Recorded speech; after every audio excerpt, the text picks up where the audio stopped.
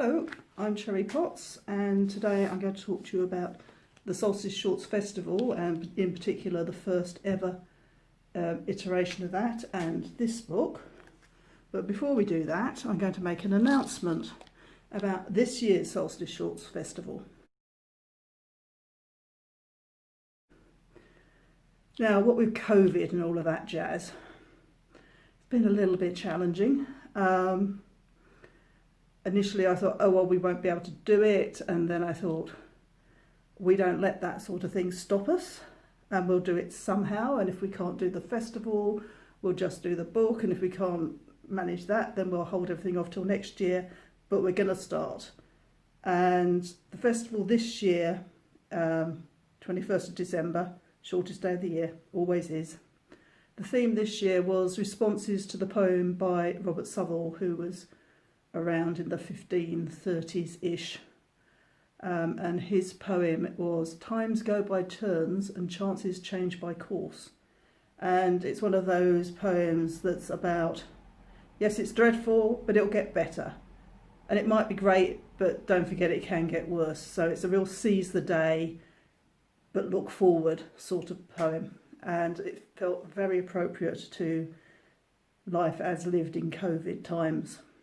Read out the names of the people who are going to be in the book and will be performed, if we can do it live, by actors, or will perform themselves, perhaps with some support from actors, online, or we might do it with actors online, depends what happens about funding. So our very wonderful authors, poets and songwriters and singers are in alphabetical order. The poets: C.L. Herndon, Claire Booker, Eleanor Brooks, Jane Aldous, Julian Bishop, Karen Ankers, Katie Hall, Kelly Davis, Layla Sumpton, Lynn White, S.B. Merrow, Sean Carney and Ness Owen.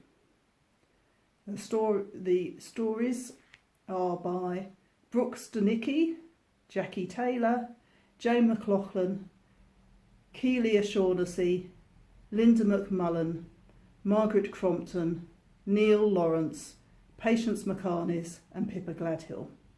And we have songs from Kevin Taplin, Rebecca Askew and her choir, we hope, and Sharon Martin.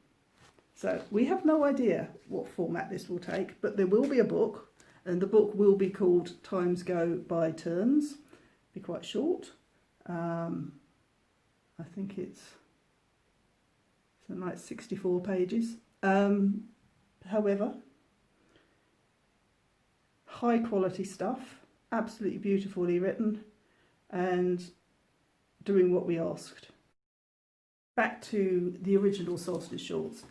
This came up because over the Christmas to New Year in 2013 coming into 2014, I heard that someone had decided that the 21st of December as the shortest day of the year should be Short Story Day. I mean, there's already a Short Story Week, but this was Short Story Day, and I thought, oh, that's nice. So I thought, shortest day, that's about time, isn't it? I like time. Time's a good theme. Oh, the Royal Observatory, the Greenwich Meridian line, the Prime Meridian, it's literally around the corner. Well, 3 miles, but who's counting? Wouldn't that be a fantastic place to hold a festival on the shortest day of the year? It all lines up so wonderfully. And, you know, kind of pagan and all about time and stuff. Wouldn't it be lovely if someone did something? Wouldn't it be lovely if we did something? Wouldn't it be lovely if I had the first idea how to do something? And so I thought, I'm going to do it. I'm not letting someone else have this idea. And I spent that year coming up with the Solstice Shorts Festival. And the idea was pretty fast. I had the idea by the 5th of January, I think. And then it was, how do I do it? And I went on courses, and I talked to people at the Arts Council, and I talked to people at Spread the Word, and I talked to people all over the place. And because I didn't know we were ever going to do it again, I thought, well, let's just really go for it. So it lasted from sunrise, 8 to sunset, which was something like 5:15, I think. And it was a Sunday, and then we had to find somewhere. And I thought, oh, wouldn't it be great if we could get the observatory? They were having a steampunk festival. That was it. They were having a steampunk thing going on, exhibition. That was it. And there was an article about it by the main man, which meant I knew what the main man's name was. So I emailed the main man, because I worked out how their emails worked, and said, you seem like the sort of organisation who would be up for something as daft as this. And he came back and said, yes, we are. Here's who you need to talk to. And lo, it happened. But they are in a royal park, and therefore they do not open until the park is open. And in the middle of winter, on the shortest day of the year, that's quite late. So they couldn't accommodate the first half. I was a bit stymied, to be honest, and I was emailing people saying who knows who, and in the end I emailed the library, because it's practically on the meridian, and said, I'm not asking you to open the library at 8 o'clock on, well, in fact 7 o'clock, let's get in, on a Sunday morning, but do you know who I should approach at the council who might be able to hire us a building that we could do that? And they came back and said, of course we'll open the library at 7 o'clock on the morning on a Sunday, which was amazing. And we were not convinced that we would get people that early in the morning, but we thought, Greenwich on a Sunday, there's a market, there were people around, but let's offer breakfast just to be on the safe side. And in fact, we had a queue outside the door, banging on the door while we were getting ready at 7:45 or something ridiculous. So that was absolutely fine. And it was the most amazing event. And as I say, because we didn't know we'd ever do it again, I threw in all my favourite things. So we had short stories and we had folk songs, because folk songs have this really dynamic way of telling stories. They are thought to, in the main part, they tell stories, and they do it very neatly in about 3.5 minutes, unless they're one of those ones with 14 verses, of course. And so we had a brand new, written for the event story every half hour, followed by 3 folk songs. And we kept it going, and we had a bit of an overlap while I ran up the hill, and the lovely Summer All Year Long taught the audience in the library a couple of songs, and we got set up in the observatory and then started there again at midday, and it was amazing, and we finished on time. I was amazed. But anyway, the book that came out of this is this one. And there are only 16 stories in it, because we ran this first one as a competition, and so we were aiming at 12 stories, half an hour. We knew how many stories we needed, and we invited our judges stroke editors, Alison Moore, Imogen Robertson, Anita Sethi and Robert Shearman, to put stories in as well. And they are terrific stories, every one of them. We had quite a big call out for this. I think we had, well, there was well over 100. We got the long list down to 36, so that the judges read 36 and they picked 12 from that. So one of the nice things they said was, I think it was Robert Sherman said, we can see why all of these stories are on the long list. Chosen well, we can see why you chose them. There's nothing here that's just going straight out.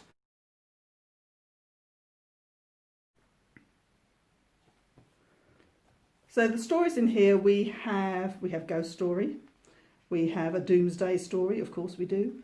We have a life going round in circles story. We have some completely insane ones about people stealing time. We have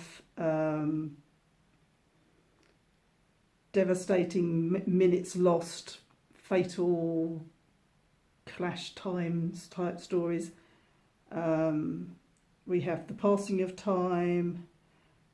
We have all night radio. We have the largest sundial in the world. Quite a lot of death, I have to say. That was a learning curve. If you invite people to write about time, they will write about death. I have on occasion said, please no death stories subsequent to this, because it gets a bit wearing and it was supposed to be a celebration. But they're delightful stories. And I have to say, the event was absolutely epic. All of the singing was marvellous.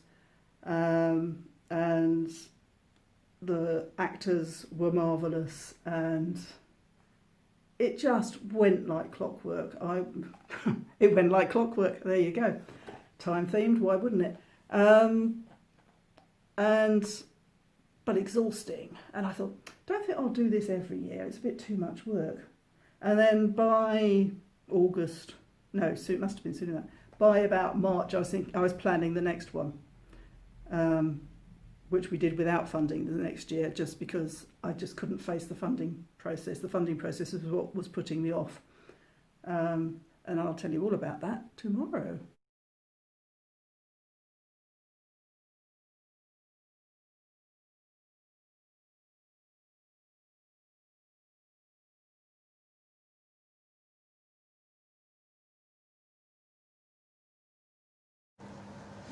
Every afternoon, a certain Claude Fleuret kisses his little wife ever so tenderly and pops off in his little car. And 10 minutes later, he is here at my chateau. At the same time, my old friend Delphine Chasquet says bye-bye to her little husband. He goes off to play with his tractors, and she comes here too. Delphine and I went to school together, and our long familiarity allows an arrangement to be made whereby Madame Chasquet and Monsieur Fleuret have rented a second-floor bedroom on Wednesday afternoons for 15 years. Occasionally they play Scrabble. And for 2 Wednesdays in May, they watch the tennis from Roland Garros. Most times, however, they follow a routine, working their way time and again in strict sequence through a manual of 98 lovemaking positions. I've counted the minutes, I've counted the nights, I've counted the hours, I've counted the nights, I've counted the footsteps, I've counted the sighs. I've counted 1 million of these prison bars. And I counted on you, babe, to get me a break. Well, I guess you forgot me, I'm here for your sake. You know who is guilty, and you know it too well. But I'm up in this jailhouse before I would tell. Come all you young fellows, with a heart brave and true. Don't trust any woman, you're beat if you do. Don't trust any woman, no matter what kind. For 21 years of love is a mighty long time. He had always been proud of how he drove. He'd been weaned on the raw motor racing of the 1970s, that mix of lazy, cheap glamour and cartoon heroism. Hot summer days lying with dimpled elbows on an orange nylon carpet in front of the Radio Rental's late television. Enwrapped A small boy caught in a stream of dust-strewn sunlight. A time when fathers had driving gloves and gripped steering wheels as solid as bone. Women, most definitely in a supporting role, sat in the passenger seat, guardians of cotton hankies and concertina maps, both secured in the glove compartment. Regulators of the consumption of tinned travel sweets, which were dusted with a white powder that was not icing sugar nor flour, but something in between and never seen anywhere else. Motorways were pale egg blue and glamorous. Driving was a ritual. This was a time when driving was the mark of a man. Through the town down to the harbour, to the church and back again. Through the town down to the harbour, dancing together in the Berwick lanes. Through the town down to the harbour, to the church and back again. Through the town down to the harbour, dancing together in the Berwick lanes. Through the town down to the harbour, to the church and back again. Through the town down to the harbour, dancing together in the Berwick lanes. Thank you. The turntable demonstration will begin in 20 minutes. The announcer's words echoed across the ceiling of the museum. If you were a train, what sort of train would you be? Asked Gary. I'd like to be a bullet train, said Joe, pulling down the table at the back of the seat in front of him. No, mate, it's not what you'd like to be, it's what you would be. Go on. What sort of train? Again, he said, a bullet train, like this one. Ha ha, said Gary. No, mate, no. No, you would not be a bullet train. A bullet train is direct and fast. Not a bullet train, mate. Joe wondered how long Sophie's wedding dress fitting would take. How much time he would have to spend getting to know Gary better. As they sat side by side on the bullet train, Joe watched how Gary scratched at his knee through the hole in his jeans, how he fiddled with his fat silver rings on his fingers, and how he whistled to himself through his teeth. Joe thought of Sophie. She was going to have a husband who whistles to himself through his teeth. We have travelled many miles over hedges and stars in search of a king. To you we can bring. We have powder and shot to conquer the lot. We have cannon and ball to conquer them all. Old Christmas is past, 12th is the last, and we bid you adieu. Great joy to the new. A man and woman lie side by side. She is propped up on one elbow, her gaze sweeping down the length of him. Stop it, he says. Stop what? Ogling. Just looking. The foreshortening of perspective, the flow and ripple of skin, the underlying structure of muscle layered on bone. Well, don't. She can hear the smile in his voice, and her eyes drift up to see how his lips are curling. His head is flung back into the pillow. The hair, conker brown, luxuriant, all awry. You're beautiful. He laughs then, a tremor through his body. Don't be daft. You are, though. And he is. But then she can no longer observe, because his arms, muscle, sinew, bone, have reached out and wrestled her beneath him, until all she can see are his eyes. Dark, intense. I love you, he says. Don't, she whispers. Don't spoil things. Time for man go home. Time for man go home. Time for man go home. Time for man go home.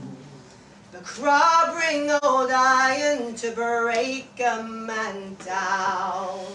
Time for man go home. The monkey in the bush bog, quack, quack, quack. Time for man go home. Time for man go home. Time for man go home. Time for man go home. Time for man